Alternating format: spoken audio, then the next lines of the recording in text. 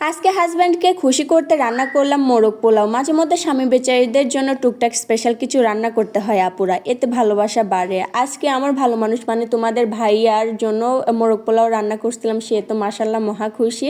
বেচারিটা কয়েকদিন যাবৎ ডায়েটে আছে, সে ভালো মন্দ তেমন কিছু খাইতে পারে না, শুধুমাত্র এই শাকসবজি ঘাস লতাপাতা এইসব খায়া জীবনযাপন করতেছে। তাই ভাবলাম যে তার উপর আর প্রেশার না দেই, একদিন ভালো মন্দ কিছু খাইলে তেমন কিছুই হবে না, তার ডায়েটে সমস্যা হবে না। তাই তো তার জন্য স্পেশালি আমার তরফ থেকে এই সিম্পল আয়োজনটুকু। তো সে নামাজ পড়তে গেছে আর আমি এইদিকে সুন্দর করে টেবিলটা সেট করে তার জন্য প্লেটে খাবার নিয়ে নিচ্ছি। সে আসে দেখে তো মহা খুশি হয়ে যাবে, আমার ভাবলেই ভালো লাগতেছিল। তো যাই হোক, আমি তার জন্য আবার রান্নার সময়তেই এক্সট্রা করে রোস্টটা রেখে দিয়েছিলাম, কারণ সে এই পোলাওর সঙ্গে আবার তার রোস্টের গ্রেভি না হলে চলবেই না।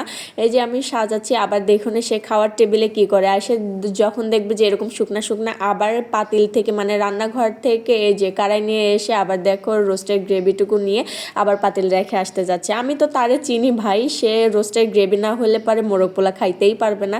তো তাই আমি বুদ্ধি করে তার জন্য আগে থেকে রেখে দিয়েছিলাম। তো হাজব্যান্ডদের মন রক্ষা করার জন্য একটু একটু স্যাক্রিফাইস আর বুদ্ধি করে চললেই কিন্তু হাজব্যান্ডদের খুশি করা যায়, তাই না পুরা? আর ভাই, আমি কোনো কিছু খাবার খাইতে লাগলেই মানে যে কোনো ভালো কিছু আসুক আর না আসুক আমার খাবারের প্লেটে, মানে গরম মশলা পড়বেই, সেটা ধরো দারচিনি এলাচ বা তেজপাতা যেটাই হোক না কেন, মানে আমার ভালো জিনিসের মধ্যে খারাপ জিনিস পড়তেই হবে।